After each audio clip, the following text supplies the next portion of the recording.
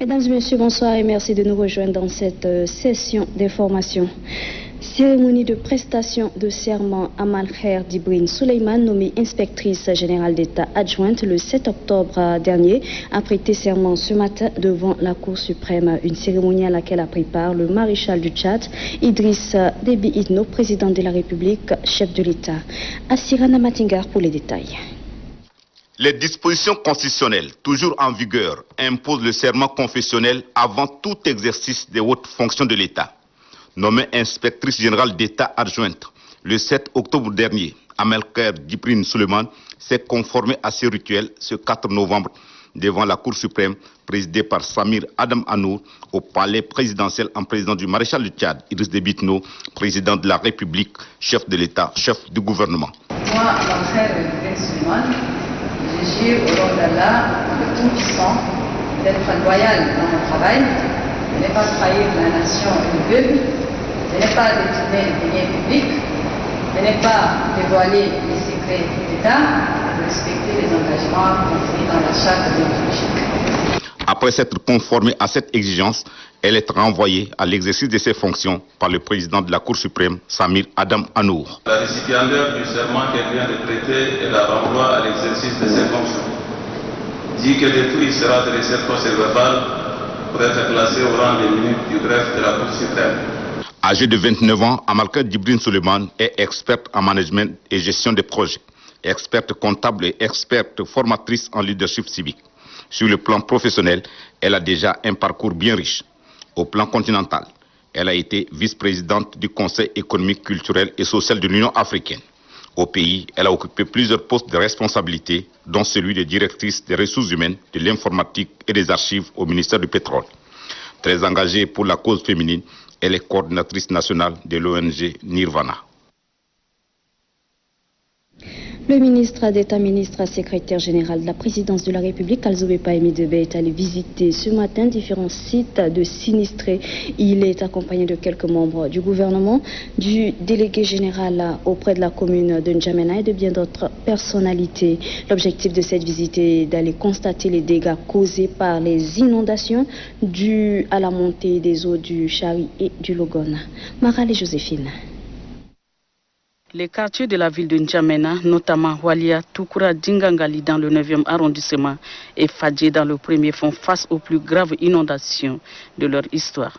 Une situation qui impose une solidarité nationale et une prompte réaction de la part des autorités tchadiennes, exprimée ici par le ministre d'État, ministre secrétaire général de la présidence de la République, Kalzobe Pahimi Debe, lors de son déplacement sur le site des sinistrés. L'homme est accompagné à cet effet par les ministres de la Santé publique et de la solidarité nationale, Abdoulaye Sabre Fadoul, de l'hydraulique urbaine et rurale, Tani Mahamad Hassan, et celle de l'aménagement du territoire, du développement de l'habitat et de l'urbanisme, Amina et Emir Torna. En effectuant cette descente sur le terrain, Kalzobe Pahimi Debe entend vivre les réalités, apporter le soutien moral aux victimes et étudier les possibilités pouvant permettre d'établir un plan de riposte pour une solution durable, ce en collaboration avec les services compétents. Lors de ces visites, l'on constate que plus de 4000 ménages répartis sur les 3 sites sont forcés de quitter leur domicile suite à ces inondations.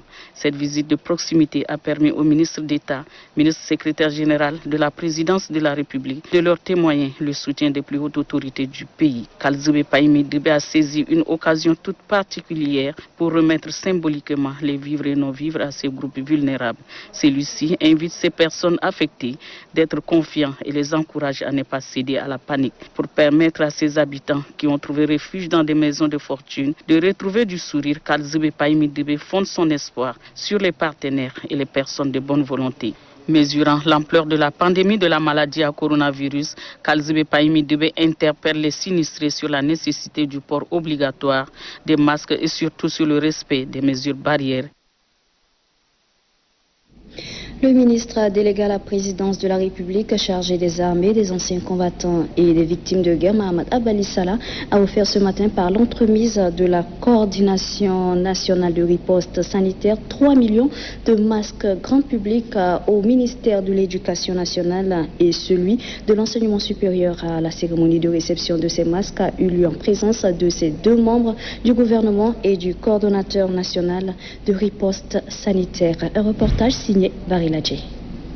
Sur les 10 500 000 masques grand public prévus par le ministère chargé des armées, 3 millions sont déjà disponibles. L'objectif visé est de participer à la lutte contre la pandémie de Covid-19, comme l'explique le ministre délégué à la présidence de la République chargé des armées, des anciens combattants et des victimes de guerre, Mohamed Abali Salah. Je voudrais souligner ici que l'armée nationale est certainement pour la défense et la sécurité de la population, mais elle est aussi à la service de la population. Donc, par ces messages, nous voulons dire que l'armée est à la disposition de la population. L'œuvre de ce département est saluée par le ministre de l'économie, de la planification du développement et de la coopération internationale, Dr Issa Doubragne. Je voudrais vraiment féliciter la MANEM pour son ingéniosité, mais aussi surtout que notre armée ne fait pas que la guerre. Notre armée n'assure pas que la sécurité. Notre armée est un génie et c'est ce génie civil que nous avons pu aussi être dotés de ces masques qui font notre label Masque Tchad. Les 3 millions de masques remis au ministère de l'Éducation et de l'Enseignement supérieur sont d'un grand apport dans la lutte contre la pandémie en milieu universitaire et scolaire, confie le ministre Dr David Oudengar Ngarimaden. La MANEM, à travers le geste qu'il vient de faire et surtout la confection de ces masques, le MANEM contribue efficacement à lutter contre cette pandémie, particulièrement dans le milieu scolaire et étudiantin. Cet acte humanitaire de l'armée n'a pas laissé indifférent le coordonnateur national de riposte sanitaire, professeur Choua Ouchemi. Ces masques en tissu ont la particularité d'être lavables, réutilisables et de protéger et donc de faire leur fonction barrière. Ces masques grand public conçus par l'armée avec le concours des partenaires répondent à l'appel du maréchal du Tchad Idrissa Déby Itno, président de la République, qui invite chacun à apporter sa contribution dans cette lutte. Depuis la teneur de ce communiqué de presse, le comité de gestion de crise sanitaire s'est réuni à la présidence de la République ce mercredi 4 novembre 2020 sous la direction de l'ambassadeur Amin Abba Sidik, ministre des Affaires étrangères, de l'intégration africaine et des Tchadiens de l'étranger. À la lumière des présentations faites respectivement par le ministre de la Santé publique et de la Solidarité nationale et le responsable de la coordination nationale de riposte sanitaire, le comité a procédé à l'évaluation de la situation épidémiologique liée à la Covid-19. Il ressort de cette évaluation qu'au cours des 2 dernières semaines, on note une légère augmentation des nouveaux cas de contamination enregistrés, essentiellement dans les provinces du Mandoul, du Moyen-Chari et du Mayo-Kébi-Est. Néanmoins, le comité tient à souligner que la situation est entièrement sous contrôle. Les équipes déployées sur le terrain sont bien renforcées et poursuivent le traçage des cas contacts. Par ailleurs, le comité s'est félicité de l'effort du gouvernement ayant permis de mettre à la disposition des services concernés de plus de 3 millions de masques supplémentaires, dont la moitié est en route pour le Moyen-Chari. Le comité tient à rappeler avec insistance que le port du masque est le moyen le plus sûr pour réduire le risque de propagation du virus. Le comité compte sur l'esprit civique et le sens de responsabilité de tout un chacun pour protéger notre pays contre cette pandémie de coronavirus en respectant scrupuleusement les mesures barrières et les règles d'hygiène usuelles.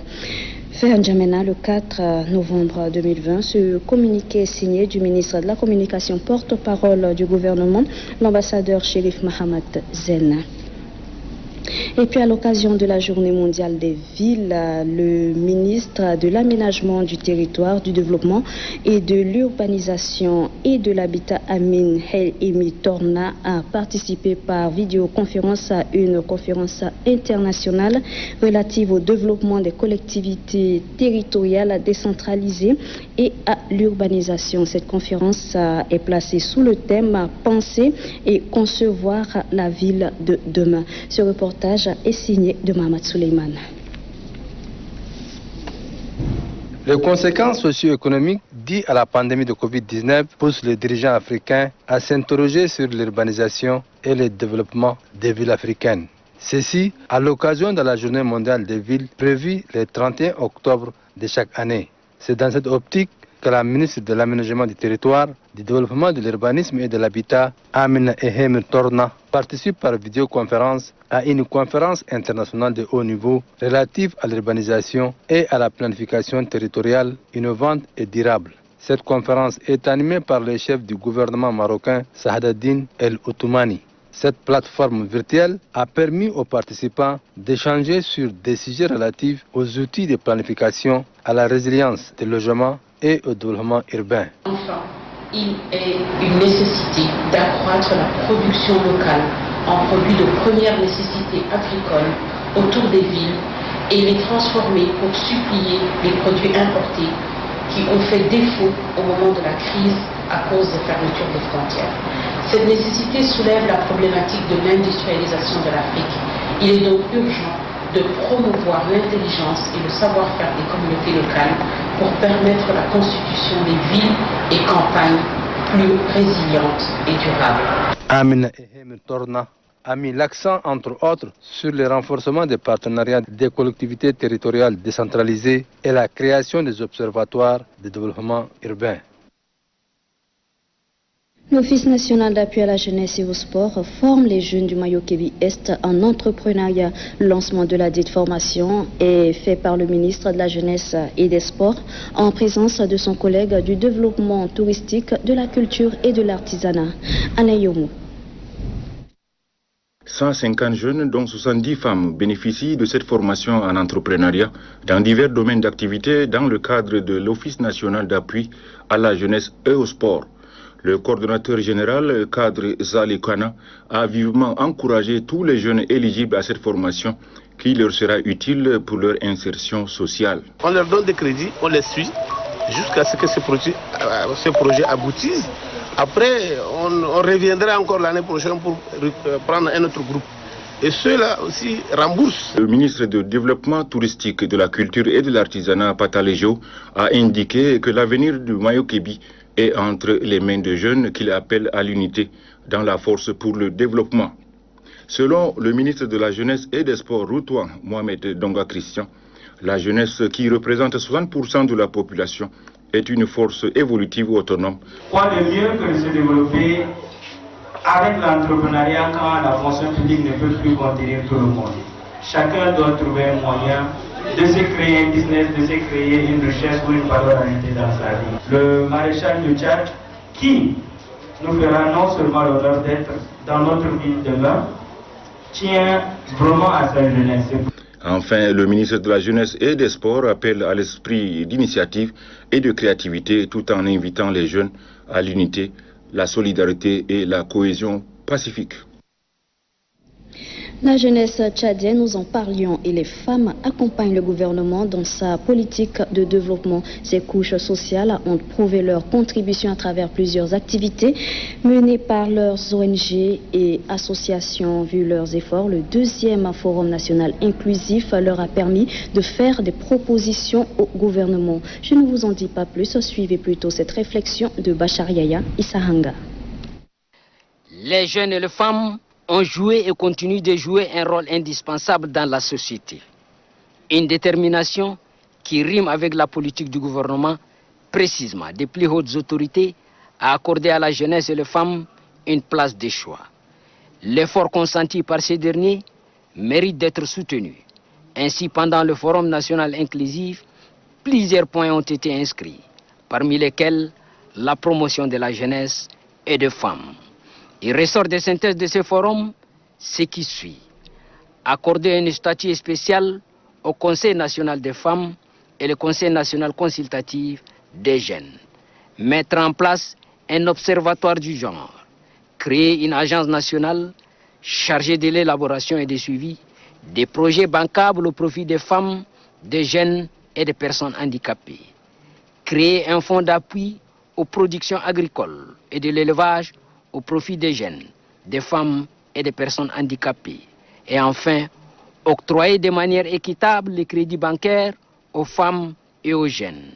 Pour confirmer son engagement, le maréchal du Tchad, chef de l'État Idriss Déby Itno, s'exprime en ces termes, je cite, « J'exhorte principalement les jeunes et les femmes qui sont nos chevaliers du développement à prendre toute leur place dans cette phase historique de la vie de la nation. Sans la participation active et dynamique des jeunes et des femmes dans la vie politique et les divers secteurs productifs, l'émergence tant souhaitée ne serait qu'une vue d'esprit. » Fin de citation. Pour permettre aux jeunes et aux femmes d'atteindre leurs objectifs, nous osons croire que le gouvernement prendra en compte ces propositions. Le ministère de l'Éducation nationale et de la promotion civique, en collaboration avec l'UNICEF, organise du 4 au 6 novembre 2020 l'atelier de validation des normes et standards de l'eau, l'assainissement et l'hygiène en milieu scolaire au Tchad. Les détails avec Apolline Gani. Le problème d'eau, d'assainissement et d'hygiène en milieu scolaire préoccupe le gouvernement et ses partenaires. Face à ces défis, un document sur la stratégie nationale a été conçu. Ce document permettra de favoriser un accès durable, inclusif et équitable aux services d'eau, d'hygiène et d'assainissement. L'UNICEF est associé à un grand nombre de programmes visant à améliorer la situation de l'eau, de l'assainissement et à promouvoir l'hygiène à l'école. Nos appuis au gouvernement du Tchad concernent tous les niveaux, à la fois le niveau stratégique et aussi le niveau de mise en œuvre. Le directeur général adjoint du ministère de l'Éducation nationale et de la promotion civique a relevé pour sa part que les facteurs liés à l'eau, à l'hygiène et à l'assainissement affectent l'éducation des enfants. Nous souhaitons qu'à la fin de cet atelier, nous puissions prendre en considération toutes les observations pertinentes afin d'obtenir un document réaliste, cohérent, bref, un document complet de consensus entre tous les acteurs du secteur qui tient compte des réalités tchadiennes et qui servira de base pour relever les énormes défis liés à l'eau, l'hygiène et l'assainissement, afin que le Tchad soit au rendez-vous de l'atteinte des objectifs de développement durable ODD. D'après les données de l'annuaire statistique scolaire, 68% des 11,702 établissements scolaires du primaire ont déclaré l'existence d'un point d'eau et 82% pratiquent la défécation à l'air libre. Un nombre important d'associations de la société civile et quelques personnalités de marque appellent à la candidature du chef de l'État, le maréchal Idriss Déby Itno, à la présidentielle d'avril 2021. C'est au cours d'un point de presse auquel a pris part le député Clément Dibé Bagaou. Suivez. En avril 2021, les Tchadiens seront appelés aux urnes pour élire leur président pour le prochain mandat. Les Tchadiens devront donc éviter des choix hasardeux qui seront autant de sauves dans l'inconnu, susceptibles d'hypothéquer irrémédiablement leur avenir. Les Tchadiens doivent se rappeler qu'il est un fait indéniable et incontestable que notre pays, le Tchad, a connu sous la houlette du président Idriss Déby Itno sa période de paix, de stabilité et de développement la plus longue de son histoire. Le Tchad est devenu progressivement un havre de paix et une démocratie plurielle, apaisée et consensuelle. Sous le leadership du président Idriss Déby Itno, le Tchad s'est hissé en pays respecté et respectable dans le monde avec une diplomatie florissante et dynamique. La voix du Tchad compte dans le concert des nations en prenant en compte sa place légitime dans les organisations régionales et internationales. Convaincu de ses précieuses qualités de soldat redoutable, de grand officier et de charismatique chef d'État, il a sacrifié toute sa vie au service du Tchad et des Tchadiens. Constatant par ailleurs que le président Idriss Déby Itno est le seul aujourd'hui à même de fédérer les Tchadiens et de les conduire vers un avenir meilleur, nous, sénateurs de la présente, lançons un appel solennel au président Idriss Déby Itno à se présenter pour les élections présidentielles d'avril 2021 dans le cadre d'une alliance harmonieuse représentative de tous les Tchadiens. Conférence débat ce matin à l'université de Toukra, une initiative de l'Association pour la défense des droits des consommateurs et qui est axée sur le respect des gestes barrières pour la lutte contre le coronavirus. On en sait plus avec Mathiamne Solange. L'Association pour la défense des droits des consommateurs ADC échange avec les étudiants de la faculté de Toukra. Une conférence débat axée sur la lutte contre la pandémie à coronavirus. L'ADC appelle les jeunes au respect des gestes qui sauvent. Si aujourd'hui nous arrivons à nous retrouver dans cette grande salle et qu'on a encore un taux de contamination faible, c'est dû au fait qu'il y avait des mesures qui ont été prises en amont très tôt et qui a freiné la propagation. Et donc c'est pourquoi pour nous il est important que ces mesures soient respectées, que nous prenions tous conscience du respect de ces mesures dans le sens de nous protéger. L'ADC s'est dit soulagé des efforts louables que le gouvernement prend pour améliorer les conditions de vie des citoyens, notamment les mesures sanitaires liées au Covid-19. Toutefois, elle estime que certains efforts restent à faire, surtout en ce qui concerne la réinsertion des malades. Quelques responsables et étudiants se sont relayés pour apporter leur contribution dans la lutte contre le coronavirus.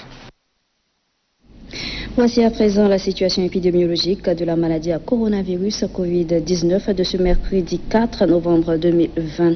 Sur 361 échantillons analysés, 4 cas confirmés, 2 au Moyen-Chari, contact des cas précédents, 1 au Mayo-Kébi-Ouest et 1 post-mortem à N'Djamena.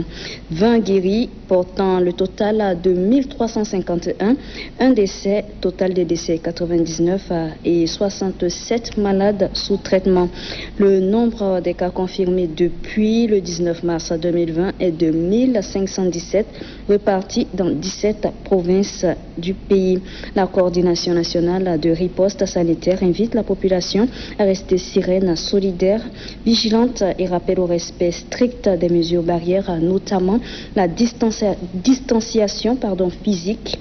En cas de signes tels que fièvre, toux, éternuement et difficultés respiratoires, appelez gratuitement le 1313. Le PPCD, le PST et l'UDS s'unissent pour former la coalition des partis émergentes CPE. L'annonce a été faite ce matin par le coordonnateur de cette coalition, Abderrahmane Mahamat Abbassa. Je vous invite à suivre un extrait de ses propos. Nous avons l'honneur de porter à l'attention de l'opinion nationale et internationale que le Parti socialiste tchadien, PST, l'Union des démocrates et socialistes, UDS, et le Parti du peuple pour le changement démocratique, PPCD, se sont retrouvés le 24 octobre 2020 pour créer la coalition des partis émergents CPE. Notre slogan est le Tchad de demain. La CPE compte s'appuyer sur la jeunesse tchadienne, sans distinction ethnique, régionale ou religieuse, pour un Tchad de demain prospère. La CPE lance un appel pressant à toute la jeunesse tchadienne, de l'intérieur et de la diaspora, de se joindre à la coalition pour tracer ensemble l'avenir de notre cher pays. La CPE se veut une coalition moderne qui rassemble toutes les couches de la société tchadienne. L'ambition du CPE ne consiste pas à faire de la propagation stérile, mais simplement à assurer le bien-être des Tchadiens. Un autre point de presse, il s'agit de celui fait par la coalition Fils du Tchad. Cette communication faite ici par Ahmad Ali Hadji est axée sur le 2e Forum national inclusif. Nous l'écoutons. La coalition Fils du Tchad tient de ses faits à saluer le caractère très inclusif de ces deuxième forums qui a permis à tous les Tchadiens de l'intérieur et ceux de la diaspora d'apporter leur contribution à travers les pré-forums provinciaux et les moyens électroniques qui ont permis la prise en compte de toutes les propositions. La coalition Fils du Tchad se réjouit également des caractères particulièrement riches en couleurs et le climat de confiance, de fraternité et de la solidarité dans lesquels les débats constructifs se sont menés durant 4 jours. Cela est la preuve des degrés élevés de la maturité politique et républicaine du peuple tchadien, ainsi que le sens égaux de la préservation de nos acquis démocratiques. À cet effet, la coalition Fils du Tchad félicite l'ensemble des participants, à l'occurrence la partie politique, les religieux, les chefs traditionnels, la société civile, les jeunes et les femmes, bref, les 30 corporations qui, dans un élan de communion et de dynamisme patriotique, ont travaillé main dans la main et en toute indépendance et dans un sens critique à la construction de notre nation. Il s'agissait plutôt d'une communication faite par le président de la coalition Fils du Tchad, Faisal Hassan Hissène. Et puis l'autorité de régulation des communications électroniques et des postes ARCEP a présenté ce matin l'Observatoire du marché des télécommunications 2019 au Tchad. Il s'agit d'un document qui renseigne la population sur les activités des télécoms en vue de l'amélioration de leurs prestations. Damgue Lidné Joël. C'est un document de 165 pages présentant les activités des 3 opérateurs de téléphonie mobile, d'un opérateur de téléphonie fixe et d'une vingtaine de fournisseurs d'accès Internet pour l'exercice 2019 qui est rendu public. Ce travail relevant des prérogatives de l'autorité de régulation des communications électroniques et des postes ARCEP vise à mettre à la disposition de la population des informations pertinentes sur le marché des technologies de l'information et de la communication. L'Observatoire est un outil utile à tous. Les opérateurs peuvent apprécier leur part de marché de façon objective. Le gouvernement et les institutions nationales et internationales disposent donc de données fiables du secteur. Le segment du marché relatif à l'Internet a connu une progression de son chiffre d'affaires de l'ordre de 32% entre 2018 et 2019 et s'élève à 27 milliards représentant près de 20% du chiffre d'affaires de l'ensemble du secteur des communications électroniques en 2019. Au regard de la contribution du secteur des télécommunications dans l'économie nationale, le directeur général de l'ARCEP, Sadiq Bassi Lougouma, exhorte les opérateurs de téléphonie et les fournisseurs d'accès Internet à s'investir pour étendre sur l'ensemble du territoire national la couverture de leur réseau et surtout offrir des services de qualité aux consommateurs. Au cours d'une sortie médiatique, le président de l'association des lauréats tchadiens et amis du Maroc encourage le gouvernement pour la réussite de la signature de 6 accords de coopération entre le Tchad et le Royaume du Maroc. Je vous invite à suivre Ibrahim Moussa Youssouf. Le gouvernement pour la signature du protocole d'accord entre le Tchad et le Royaume du Maroc, renforçant la coopération diplomatique et économique, à savoir les premiers éléments. Premier accord qui vise la suppression des visas pour les détenteurs des passeports diplomatiques et passeports de service. Le deuxième élément, un accord cadre de coopération qui a pour but d'établir le cadre général de la coopération dans le domaine de l'agriculture et de l'élevage. Le troisième, un accord cadre de coopération vise le développement des secteurs de l'énergie, des mines, à travers l'échange d'expériences et l'expertise. Le quatrième, une convention de coopération en matière de formation dans le domaine de l'information, de la communication et des sciences de l'information documentaire. Ils ont également signé un mémorandum d'entente et de coopération dans le domaine de la culture, ayant pour objectif de renforcer les échanges culturels pour le rapprochement des institutions culturelles entre les deux pays. Et enfin, le 6e accord, un mémorandum d'entente de coopération dans le secteur touristique qui vise à renforcer l'échange d'expériences et d'expertise dans ces domaines. Et voilà, mesdames et messieurs, c'est la fin de cette tranche d'information. Merci pour votre aimable attention et très bonne suite de programme sur Télé Tchad.